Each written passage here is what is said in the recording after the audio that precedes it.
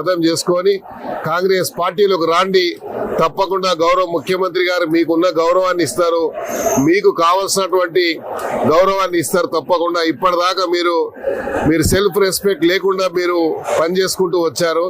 మీ ఆత్మ గౌరవాన్ని, మీ యొక్క సెల్ఫ్ రెస్పెక్ట్ ని కాపాడుకోవాలంటే కాంగ్రెస్ పార్టీలోకి రావాలని నేను ఆహ్వానిస్తున్నా.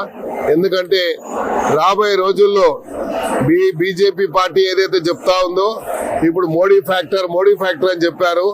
ఎక్కడైతే రామ మందిర్ నిర్మాణం జరిగిందో అయోధ్యలోనే మోడీకి సంబంధించిన బీజేపీ నాయకులు ఓడిపోయారు. గతంలో మరి మోడీ గారు 5 లక్షల మెజార్టీతో గెలిస్తే ఇప్పుడు కేవలం 1,00,000 చిల్లర ఓట్లతో గెలిచారంటే మరి నైతికంగా మోడీ గారు ఓడిపోయినట్టే లెక్క మా దృష్టిలో మాత్రం.